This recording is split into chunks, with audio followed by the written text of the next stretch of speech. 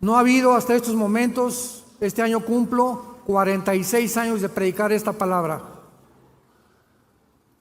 Y en estos 46 años que tengo predicando la palabra de Dios, no he podido encontrar a ninguna persona de ningún carácter, de ninguna disciplina académica que pueda contradecir que no ha habido ningún personaje en la historia como Jesucristo por tres razones principales.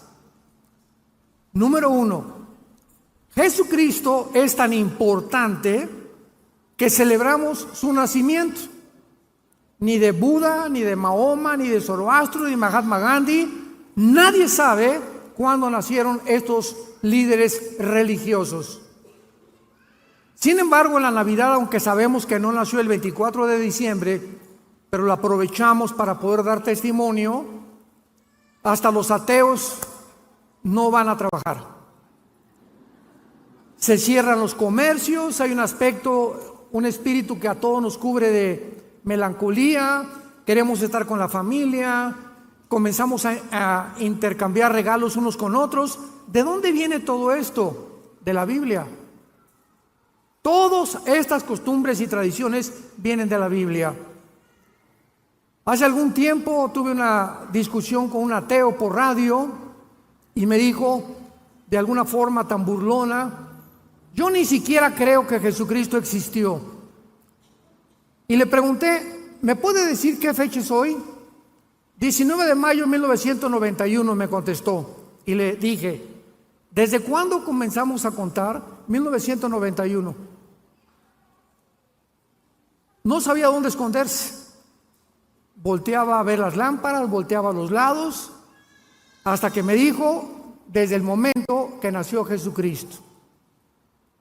El personaje tan importante de Cristo es tan impactante en la historia que la historia fue dividida por él. Y se cuenta la historia antes y después de Cristo.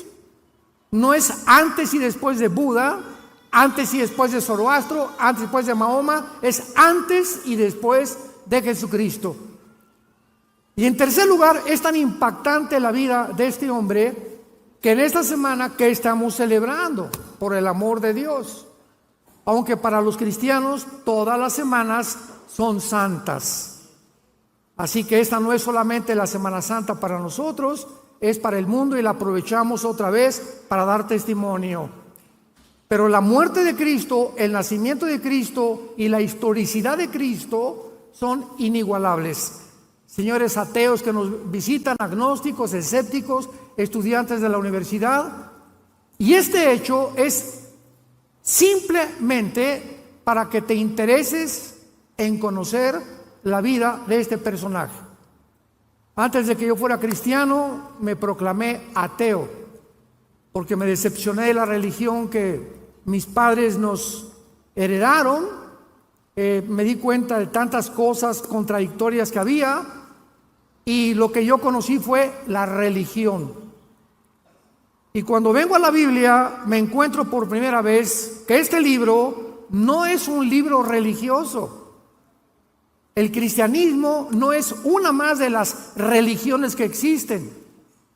Esto es pura ignorancia de los politólogos, de los presentadores de la televisión, de historiadores que no tienen idea ni siquiera de las Sagradas Escrituras. Las religiones son sistemas inventados por los seres humanos para tratar de alguna manera de reconectarnos con los dioses, con la luna, con las estrellas, con el sol. O agarramos un tronco de un árbol y le damos la forma de un ser humano y nos hincamos ante algo que nosotros construimos o esculpimos. Esas son las religiones. Pero cuando venimos a la Biblia, venimos a Cristo, venimos a un hombre que se llama Jesús. Y tú puedes ser católico, mormón, evangélico y no tener una relación personal, diaria, viva, orgánica con la persona de Jesucristo. El hecho que vengas a la iglesia no te hace cristiano. Es como el hecho que si te vas a una fábrica de Volkswagen y trabajas en la Volkswagen, no sales hecho un carro Volkswagen. Entonces la iglesia es un lugar de reunión para aquellas personas que han decidido seguir a Jesús y quieren conocer más de la persona de Jesucristo. Hay un aspecto que quiero tratar en esta noche, científicamente, médicamente, de la persona de Jesucristo.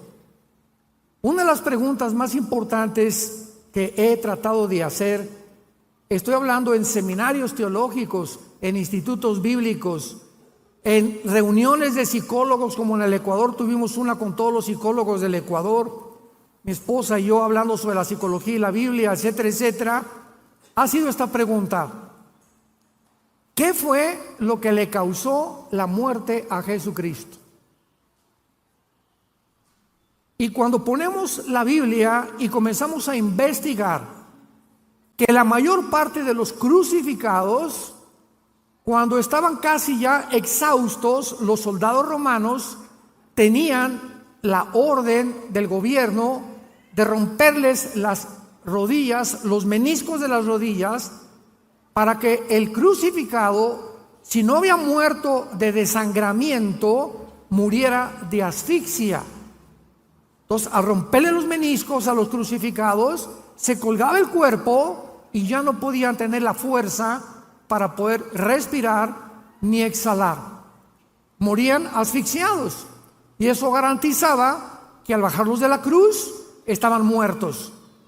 Porque si un soldado romano bajaba a un crucificado vivo, el soldado era también sentenciado a pena de muerte. Sin embargo, cuando Jesucristo estaba colgado en la cruz, el centurión romano, que era experto en muertes, se acerca a la cruz y él sabía que Cristo estaba muerto. Sin embargo, agarra una lanza y lo atraviesa del lado izquierdo al lado derecho, a través de todo el pecho de su cuerpo. Y Juan escribe en el capítulo 19: vi salir una gota de sangre mezclada con agua. Y a la luz de la cardiología moderna, porque en la Biblia encontramos las evidencias más antiguas de genética, química, antropología, paleontología, medicina, biología y cualquier disciplina académica que tú me quieras decir. La Biblia es más antigua que cualquier libro científico del siglo XXI. Quiero comentarles a ustedes, antes de desarrollar esta conferencia, el estudio médico realizado por el doctor William Edwards, patólogo de la Clínica Mayo de Rochester, Massachusetts. La Clínica Mayo, el Hospital General de Boston y el Hospital Hopkins son las tres instituciones que se clasifican como las mejores médicamente hablando y clínicamente del mundo entero. Ni en Inglaterra, ni en Francia, ni en Alemania, ni en ningún lado se pueden caracterizar con la fama que tienen estas instituciones clínicas, médicas, científicas. Este estudio del doctor Edwards apareció en la revista médica Diario de la Asociación Médica Americana, en inglés Journal of the American Medical Association. Y esta revista es y aparece cada semana en la investigación médico-científica del mundo entero. Escuchemos la opinión médica de una persona que no es cristiana, de un médico patólogo famoso en el mundo entero acerca de la muerte de Jesucristo. Número 1, la sangre que sudó en Getsemaní. La Biblia dice que cuando Cristo estaba en Getsemaní, fue tan intensa la presión que él tuvo espiritualmente que la sangre comenzó a salir de sus poros y de su piel. Y este médico dice lo siguiente: este fenómeno se llama hematohidrosis. Hematohidrosis, o sea, sudor sanguinolento, y ocurre en estados altamente emocionales, cuando la hemorragia de las glándulas sudoríparas ocasiona que la piel quede excesivamente frágil. Probablemente la pérdida sanguínea en el huerto de Getsemaní fue mínima. Sin embargo, la fragilidad cutánea resultante ocasionó más tarde en una gran pérdida sanguínea durante la flagelación. Veamos qué dice Mateo 26, versículo 36. Entonces Jesús llegó con ellos a un lugar que se llama Getsemaní. La palabra Getsemaní en el hebreo es Getsemana o Getsemaní, que significa el aceite prensado. O sea, cuando se aprietan las uvas, ¿verdad?, sale el líquido. Cuando se aprietan las aceitunas, sale el aceite de olivo. Y Getsemaní es el lugar donde él fue prensado, apretado. Y fue tan grande la presión psicológica y espiritual de Cristo para que la sangre haya salido de su piel en la hematodihidrosis. Es un fenómeno que los médicos explican por qué sucede. Estos se enrollaban en el cuerpo de la víctima cuando lo flagelaban. Los látigos romanos eran de 5 colas y tenían en las puntas plomo y tenían acero, y se enrollaban 4 o 5 veces alrededor del pecho y de la espalda, y cuando el soldado romano sacaba el látigo, desgarraba todos los tejidos subcutáneos del pecho y de la espalda, y quedaban las heridas en la superficie. Cuando Cristo fue acostado en la cruz, no tenía piel a frente ni tenía piel atrás. Completamente estaba desnudado de su piel, de los 39 flagelos que le implicaron el desangramiento que se inició en el huerto de Getsemaní. El grado de pérdida sanguínea, dice el médico Edwards, determina el tiempo que la víctima sobrevive en la cruz. La pérdida apreciable de sangre prepara el terreno para un estado de shock hipovolémico, que es un estado donde existe una discrepancia entre la capacidad de los vasos sanguíneos y su contenido. La hipovolemia significa disminución del volumen sanguíneo por pérdida de sangre o deshidratación. En otras palabras, después de los 39 latigazos que le dieron a Cristo, imaginémonos la pérdida de sangre que él sufrió. Cuando la sangre comienza a salir del cuerpo, médicamente hablando, la hipovolemia, comienza a haber una descomposición tremenda mental que hace que las personas pierdan completamente la brújula, ya no coordinen sus pensamientos, ya no sepan, se desmayan o la mayor parte de las veces gritan que por favor los maten antes de seguir sufriendo los latigazos. Jesús fue tan debilitado por los 39 latigazos que la Biblia dice que no pudo cargar el patibulum, o sea, el palo central de la cruz, porque desde el pretorio romano, donde fue flagelado, hasta el monte Calvario, había 800 metros, casi 1 kilómetro de distancia. Entonces, la pérdida de sangre en Getsemaní, la pérdida de sangre en los clavos y los latigazos que le dieron, porque le rasgaron la piel con clavos también los soldados, le impidió a Cristo, que tenía una salud excelsa, ¿verdad? Si era el Hijo de Dios, jamás se enfermó, comía pescado, comía miel, comía cosas, no bebía Coca-Cola, ni azúcares tampoco, pero estaba tan débil que tuvo una persona llamado Simón de Cirene que ayudarle a cargar el palo central de la cruz. Dice la Biblia que sus heridas en la espalda fueron cubiertas con un manto de púrpura, el cual, cuando llegó a la cruz y lo acostaron, le quitaron el manto y la piel que le quedaba fue arrancada, porque en los 800 metros que caminó hacia la cruz, se le pegó la sangre coagulándose con la tela del manto, y al quitarle el manto le desgarraron todo lo que le quedaba de piel. O sea que cuando lo acostaron a Cristo sobre la cruz, era completamente sin piel. Imaginémonos el dolor de la fricción de su carne viva con la madera del patíbulo. En la crucifixión, los brazos de la víctima eran totalmente estirados, de esta manera. Y los clavos eran colocados entre el hueso radio y el hueso carpo de las muñecas. O sea, a Cristo no le pusieron los clavos aquí. Cristo fue crucificado aquí en las muñecas. Ahí fue en el carpo y en el radio donde entraron los clavos. Y aunque no producían fractura, el daño al periósteo, que es la membrana que cubre los huesos, era dolorosísima. La mayor parte de las víctimas de la crucifixión en ese momento perdían el conocimiento del dolor tan intenso de la entrada de los clavos en estas partes de las manos.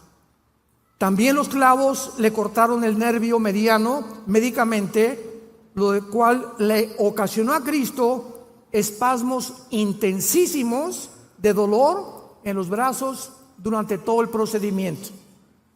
Todo esto produjo una parálisis en parte de sus manos que se llama los ligamentos o mano de garra, donde la mano comienza a perder ya el control y se hace así y ya no puede abrirla del dolor tan intenso de los clavos en el carpo y en el radio. Los clavos de los pies, dice este médico, atravesaron los huesos del tarso y seguramente le ocasionaron lesiones en sus nervios.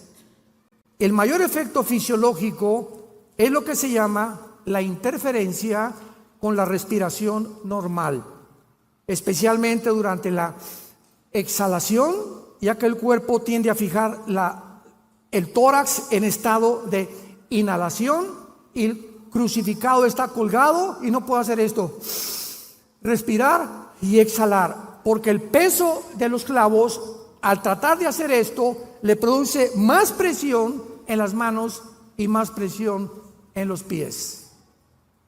De acuerdo a los análisis de respiración, primordialmente con el diafragma y de forma superficial, resultan en una retención de dióxido de carbono en la sangre.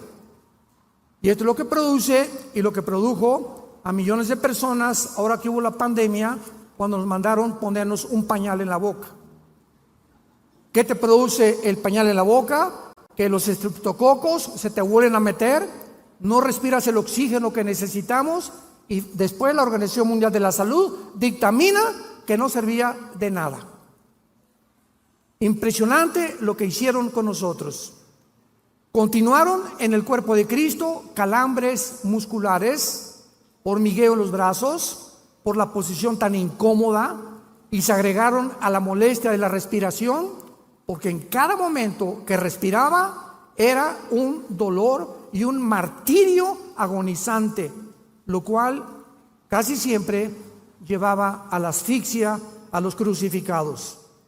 Otros factores, dice el médico Edwards, que contribuyeron a la muerte del crucificado variaban, pero siempre era deshidratación, arritmias cardíacas inducidas por el estrés, insuficiencia cardíaca por la acumulación rápida del líquido en la cavidad pericárdica o en cavidad pleural. Y finalmente, un aspecto médico de la muerte de Jesús ha sido gran controversia, y es el tema que quiero desarrollar. ¿Qué fue científicamente o médicamente? Se van a sorprender ustedes lo que le causó la muerte a Cristo. Cuando el soldado romano le atravesó el costado, le atravesó lo que se llama el pericardio, que es una membrana que cubre el corazón, y el endocardio, que es una membrana que está dentro casi en el corazón. Y cuando Juan escribe hace 2000 años, vi salir una gota de sangre y una gota de agua. De acuerdo a los cardiólogos del siglo XXI, la mezcla de la sangre con el agua es por la rotura del pericardio. O sea, Cristo ya estaba muerto antes de que el soldado le atravesara con la lanza el costado. De acuerdo a lo anterior, el líquido que salió de Jesús correspondía al líquido pericárdico y la sangre a presencia de sangre en la cavidad pericárdica. El corazón está forrado por dentro por la membrana llamada el endocardio, después una capa muscular llamada el miocardio, forrada por el pericardio, con dos capas, pericardio visceral y pericardio parietal. Y estas capas no se conocían hace 2000 años, ni se entendía tampoco qué es lo que pasaba, porque jamás había el estudio clínico que hicieron después estos médicos de la Clínica Mayo, Rochester y la Clínica de Hospital Hopkins y de Boston hace algunos años.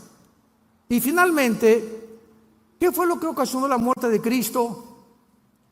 Damas y caballeros santos de Dios, 1000 años antes de la crucifixión, David escribió el Salmo 22.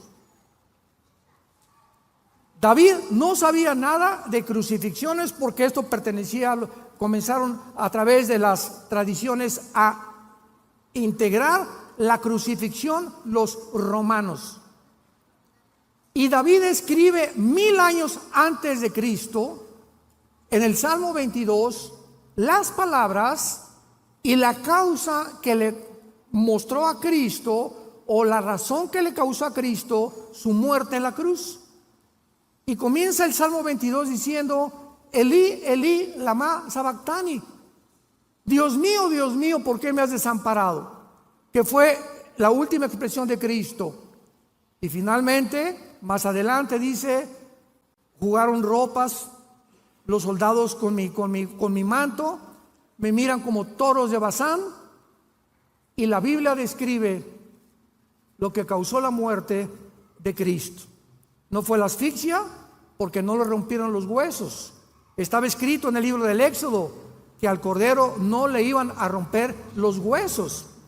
Entonces el soldado romano le atravesó la lanza para asegurarse que estaba muerto. Entonces Cristo no murió de asfixia, no murió de deshidratación, no murió de desangramiento. El Salmo 22 dice estas palabras: mi corazón fue como la cera. Cristo muere cuando tus pecados y mis pecados son puestos sobre de él, y el dolor de llevar tus pecados, tus adulterios, tus robos, tus asaltos, tus violaciones, tu drogadicción, tus fornicaciones, nuestros robos, todas las cosas que tú y yo habíamos hecho fueron puestas sobre su cuerpo, y el dolor fue tan intenso que el corazón le explotó. Cristo muere de dolor moral. Si alguna mujer está pariendo, sabe el dolor que tiene cuando el niño va a salir a la luz. Y los dolores son intensísimos del parto, se consideran los más grandes que hay de sufrimiento en el ser humano. Pero para que una persona pueda morir de dolor, hay mujeres que ven a sus hijos morir y lloran y caen: mi hijo murió, mi esposo murió, y vemos a cantidad de personas en los entierros, en los funerales, desesperados por sus muertos y se jalan los pelos. Pero no hemos visto a ninguna persona que sea tan intenso el dolor que caiga muerto, de no poder soportar el dolor tan grande que está experimentando la pérdida de un ser querido. Pues Cristo muere y paga por tus pecados y paga por mis pecados, y esto es lo que nos habla claramente de la evidencia que le estalla el corazón de dolor moral. Y finalmente, este aspecto médico dice lo siguiente: las víctimas de crucifixión morían sofocadas casi siempre. Para acelerar la muerte, los romanos les rompían las piernas a las víctimas moribundas. Una vez que podían empujar las piernas contra el soporte de la madera que los sostenía y les ayudaba a levantar el pecho para respirar, los músculos exhaustos de la víctima ya no se podían mover más. La caja torácica y el diafragma para respirar, por lo que sobrevenía la asfixia inmediata a los crucificados. La Biblia dice que Jesús sufrió todos estos dolores y todos estos quebrantos simplemente para decirnos: te amo, te amo, Dios te ama. De tal manera amó Dios al mundo, de tal manera amó Dios al mundo. No nos mandó palomitas ni nos mandó dinero. La manera en la que Dios manifiesta su amor a tu vida y a mi vida es Él no perdonando a su Hijo en la cruz para perdonarnos a nosotros. En Génesis capítulo 22, Abraham lleva a Isaac al monte Moriah a ofrecérselo a Dios. Y cuando Abraham levanta el cuchillo para matar a Isaac, un ángel le detiene la mano. Casi 3000 años después, la misma escena la vemos en el Monte de los Olivos. Se levanta el cuchillo para matar a Cristo y Dios no detiene la mano. Dios permite que su hija muera. Perdonó a Isaac y no perdonó a su hijo por ti y por mí, para decirte que te ama. Y si Dios te está diciendo que Él ha dado su vida por ti y por mí, ¿cómo no nos dará todas las cosas si nosotros se las pedimos y le seguimos en el temor de su vida en nuestro corazón? El temor de Dios es medicina a nuestro cuerpo y refrigerio a nuestros huesos. Largura de días y años de vida y paz te aumentarán. Y tú no puedes más que comprender algo. Yo siempre que he tenido en estos 46 años de vida predicando el Evangelio, cuando me asaltan dudas, porque las dudas nunca van a dejar de asaltarnos, es una guerra mental entre el bien y entre el mal. Mientras más memorizo la palabra y más la medito, es la única forma de poder contrarrestar mi ansiedad, mi estrés, mis preocupaciones. ¿Por qué? Porque si no pueden haber preocupaciones y la palabra de Dios en mi mente. Y tú escoge qué te va a gobernar: el estrés, la preocupación, la ansiedad, o en ese momento repite la palabra y comienzas a mencionar la palabra. Bendito sea el Dios y Padre Jesucristo, que nos hizo renacer para una esperanza viva por la resurrección de Cristo entre los muertos, para una herencia incorruptible y inmarcesible reservada para nosotros en los cielos. Y comenzamos a pronunciar la palabra de Dios y se va el ataque de Satanás de tu mente y de nuestra mente. Aquí es el campo de batalla. Tú eres lo que piensas. Somos el resultado de nuestros pensamientos. Dice Isaías 53, 700 años antes de Cristo. Lo más importante del pasaje de Isaías 53, para todos ustedes que estudian teología, es que está escrito en el pasado. Fue escrito 700 años antes de Cristo y se escribe como si ya hubiera pasado. Despreciado y desechado entre los hombres, varón de dolores, experimentado en quebranto, como que escondimos de él el rostro. Fue pasado, menospreciado y no lo estimamos. Ciertamente llevó, no dice llevará, llevó nuestras enfermedades, sufrió nuestros dolores, le tuvimos por azotado, por herido de Dios y abatido. Mas el herido fue tiempo pasado por nuestras rebeliones. Pregunta: ¿cómo es posible que se hable de un evento futuro en el pasado? Porque la Biblia es el único libro hiperdimensional. Señores científicos que nos acompañan, señores médicos, señores psicólogos y psiquiatras que están con nosotros, ¿qué estoy diciendo? En 1940, más o menos 43, Alberto Einstein descubrió una fórmula científica que revolucionó completamente la dimensión y las leyes de la física. E igual a mc al cuadrado. La energía es igual a la materia por la velocidad de la luz al cuadrado. Esta fórmula de Einstein revoluciona completamente nuestra vida, y qué impresionante que la Biblia se adelantó, porque esta fórmula de Einstein implica que el tiempo no existe. Se les van a fundir los fusibles. El tiempo no existe. ¿Qué quiero decir con esto? Agarra tu reloj en este momento. ¿Y qué hace el reloj? El segundero. 1, 2, 3, 4, 5. ¿Dónde está el pasado? ¿Dónde está el pasado? Estamos en el presente. 1 es el presente. 2, 3, 4, 5, 6, 7, 8. El futuro todavía no estamos allá. El pasado. Hace un segundo tu pasado ya no existe. Hace 2000 años el apóstol Juan escribe el Apocalipsis, viaja el apóstol Juan 2000 años y ve al anticristo y la tercera guerra mundial. Juan regresa en el espíritu y el Apocalipsis ya está escrito lo que va a ser, no ha sido y será.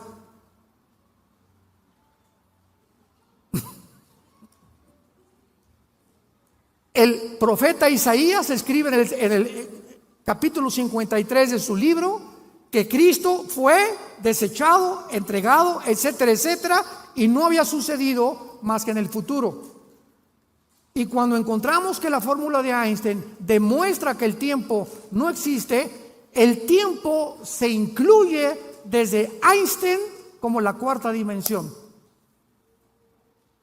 ¿Qué quiero decir? Que somos seres que vivimos en 4 dimensiones: altura, profundidad, anchura y el tiempo, que desde el siglo pasado estuvo incluido dentro de las dimensiones del ser humano. Dios vive en otra dimensión, en la 6ª, 7ª u 8ª dimensión. Para Dios 1000 años es un día. Un día es como 1000 años. Cada vez que la Tierra hace una vuelta al Sol de 365 días, para Dios fue un día. Para nosotros fueron 365 días que pasaron en nuestro tiempo. Y si yo me voy a la Luna o a Marte con un traje de astronauta y salgo mañana, vamos a poner que mañana es el 10 de abril, y regreso dentro de un año y tengo 30 años de edad, cuando yo regrese el año que entra, mi esposa va a tener 5 años más que yo.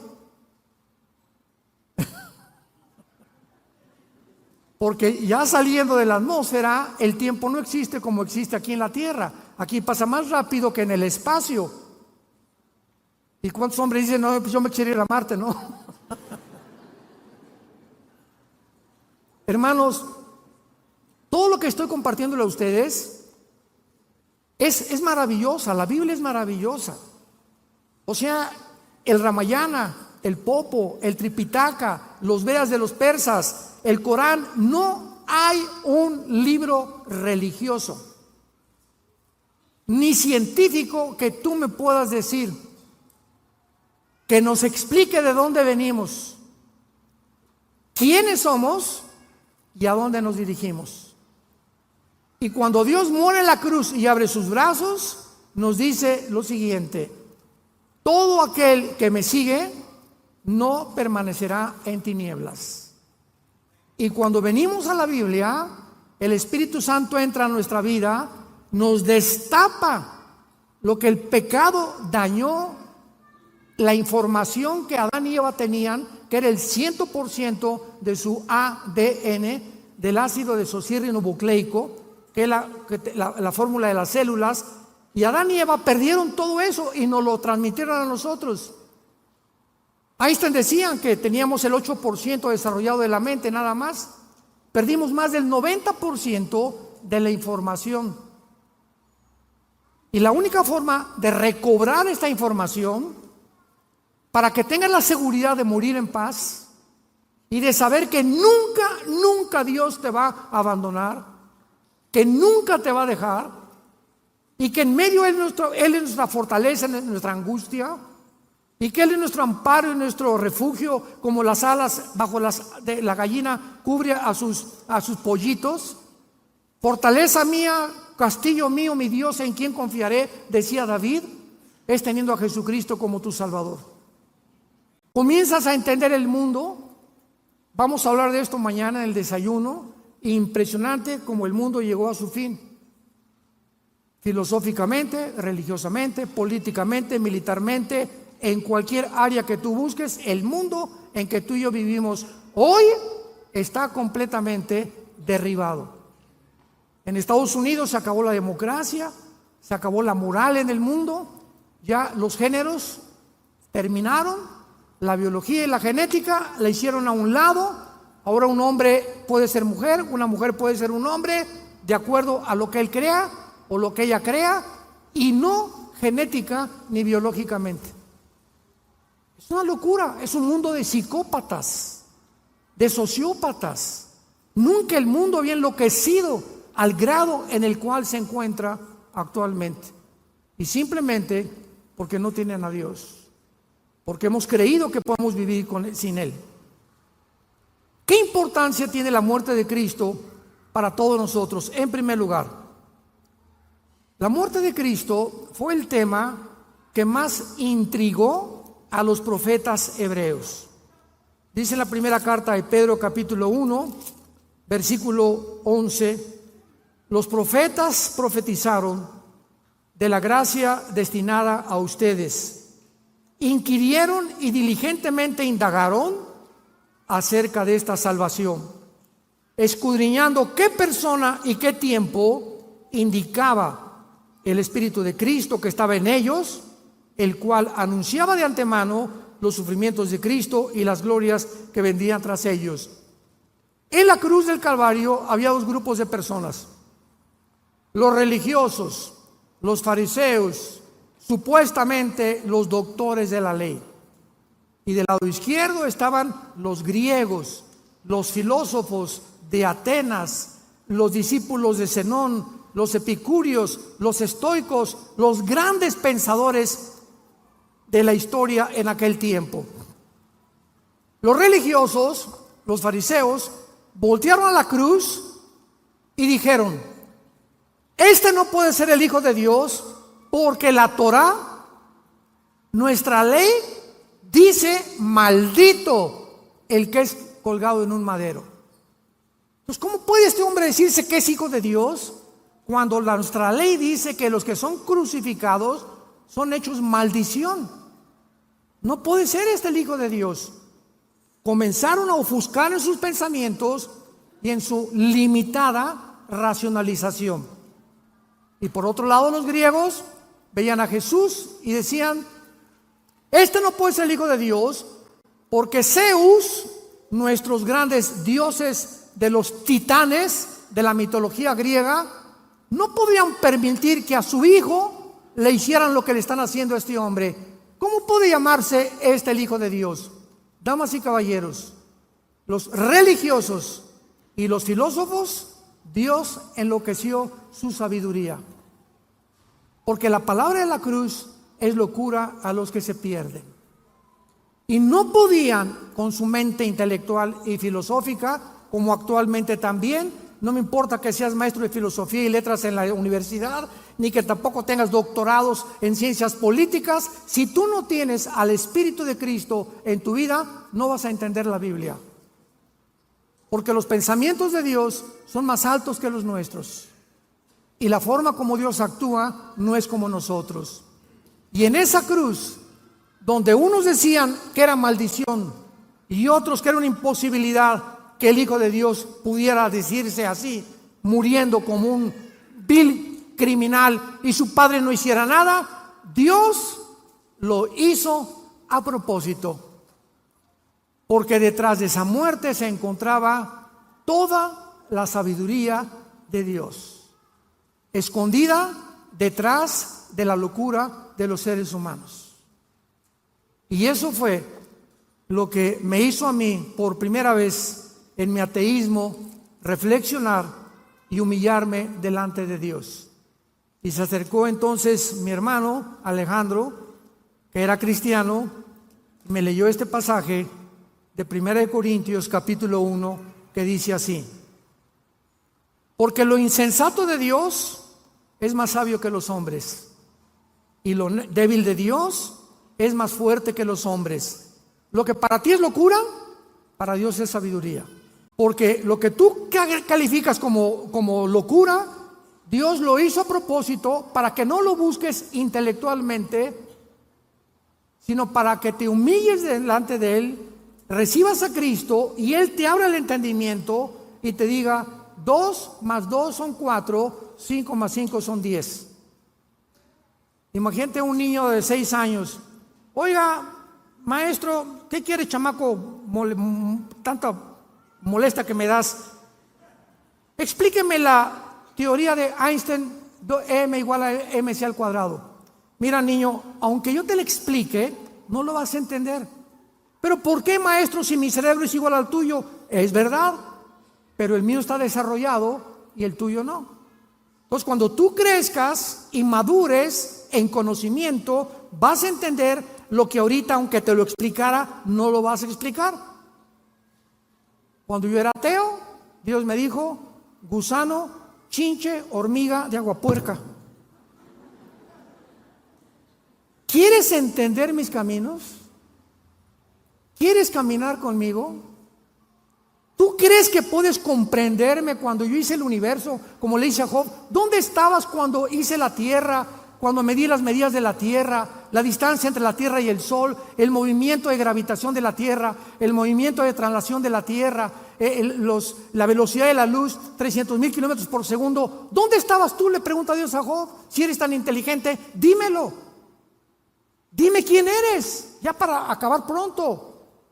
Y cuando nos damos cuenta que estamos tratando de pelear con un Dios, que si Él existe es lógico, hermanos filósofos, la lógica elemental nos dice lo siguiente: si realmente Dios existe, Él no puede pensar como nosotros, y es una mente inmensamente grande, maravillosa, y si yo quiero aprender, necesito una condición, una sola: ser humilde. Ser humilde, humillarme. Señor, lo que sé, como dijo Sócrates, yo solo sé que no sé nada. Estoy tratando de pelearme contra ti, ¿y para qué, si Dios hizo al diablo? ¿Y para qué hizo el sufrimiento? ¿Y por qué permite que los niños se mueran? Qué interesante que los ateos nunca contestan, nos preguntan a nosotros. Nunca un ateo le va a preguntar esas preguntas a otro ateo, o a un agnóstico o a un escéptico. Nunca, jamás. Nos los hacen a nosotros los cristianos, porque de alguna manera en sus conciencias saben que no hay respuestas en el mundo, y por eso viven vidas sin esperanza, sin ninguna seguridad, llenos de estrés, llenos de esperanza, llenos de odio, llenos de maldiciones. ¿Por qué? Porque están enojados contra la vida, porque no entienden la vida, porque no entienden a Dios. Y como dijo don Teofilito, ni lo entenderás hasta que no vengas a la cruz de Jesucristo. Lo insensato de Dios es más sabio que nosotros. Miren, hermanos, que Dios escogió lo necio para avergonzar a los sabios, y lo débil del mundo escogió Dios para avergonzar a los fuertes. ¿Saben lo que dijo el Dalai Lama al Papa Juan Pablo II cuando vino a México? Le dijo al Papa, el Dalai Lama, a Juan Pablo II: yo pienso que Cristo se equivocó porque escogió a 12 pescadores iletrados y desleídos, como decía Cantinflas, que ni a la primaria fueron. Si hubiera escogido personas inteligentes, dijo el Dalai Lama, como yo, que soy filósofo y pienso, y la política y por aquí y por allá, Cristo no hubiera muerto crucificado. Jesús, María y José y el burrito que los acompaña. Virgen de la Macarena. ¿Se dan cuenta la estupidez, la soberbia del ser humano? Y a propósito, Cristo escoge a esos hombres desleídos y deslustrados, ignorantes, para que cuando se enfrentaron al mundo, el mundo se maravilló y decían: ¿quiénes son estos pescadores que se enfrentan con denuedo y con valor al César y a los filósofos y a los epicúreos y a los estoicos y a Zenón, los filósofos, y los retan diciendo que Jesús murió, que resucitó? Y a estos hombres que no fueron ni terminaron la primaria fueron los que cambiaron el Imperio Romano. Nunca un impacto tan grande en la historia había sido hecho por 12 hombres vulgares y pescadores, y Dios lo hizo a propósito para avergonzar a los sabios.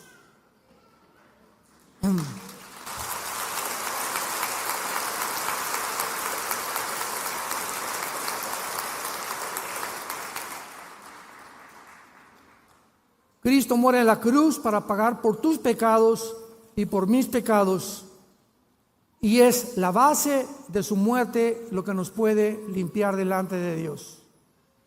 Tú me dices: es que yo hice un asilo para ancianos y yo he hecho orfanatorios para niños y voy a mi iglesia y me persino cada domingo, o voy a la iglesia evangélica o a la iglesia que tú vayas y limpiamos nuestra conciencia.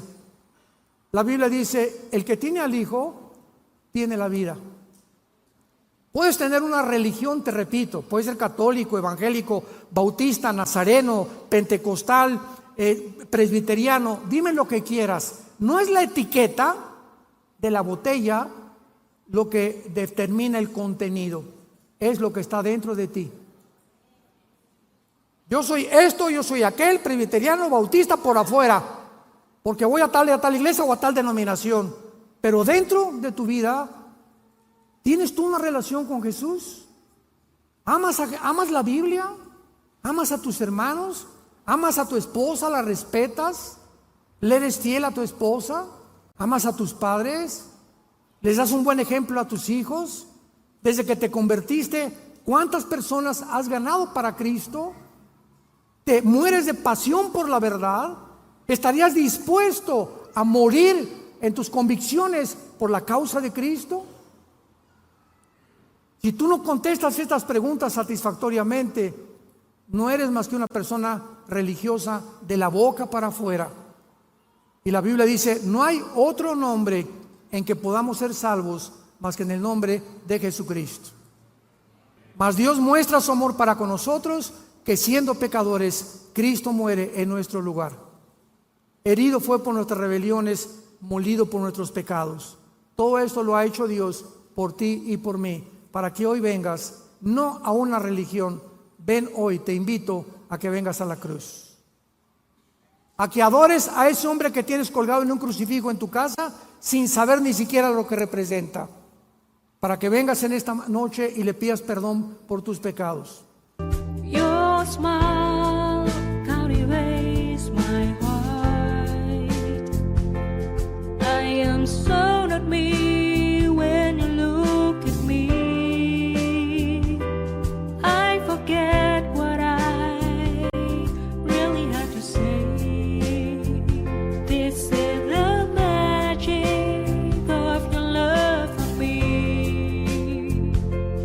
Is my soul the destiny that I am miracle of my dreams?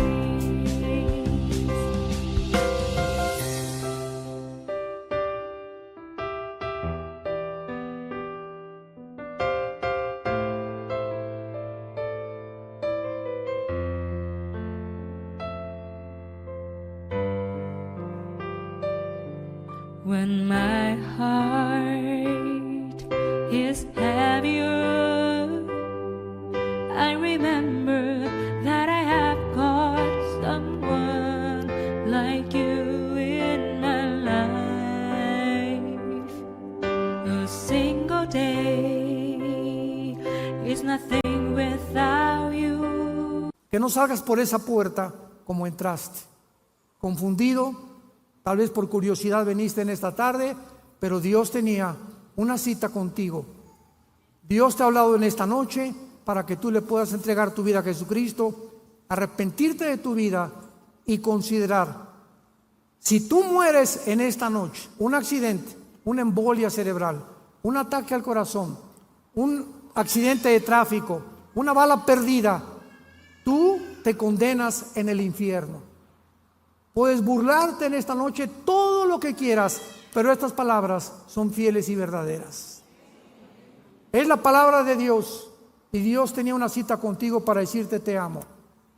Fui crucificado, fui muerto y resucitado a los 3 días, para que tú vengas y renueves tu vida conmigo, para que yo entre a tu vida y para que me conozcas y tengas la vida eterna. Les pido que acá inclinen su rostro por algunos momentos y le digas con todo tu corazón estas palabras a Dios. Señor mío y Dios mío, lo puedes hacer en silencio. Te doy las gracias por haberme permitido escuchar tu voz a través de la Biblia, tu palabra santa. Creo con todo mi corazón que en esa cruz, a través de la sangre que tu Hijo derramó, es el antídoto, es la medicina que tú has provisto para mis pecados.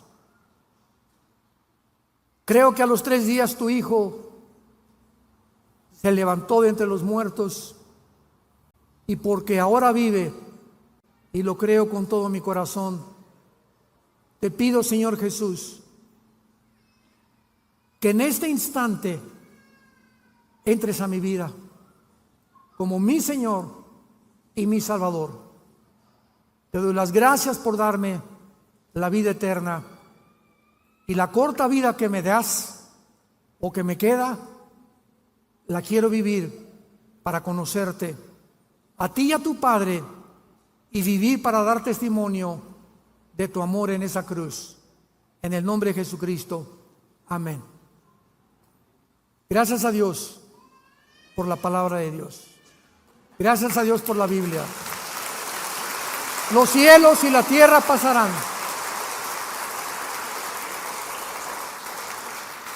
los cielos y la tierra pasarán, pero mis palabras permanecerán.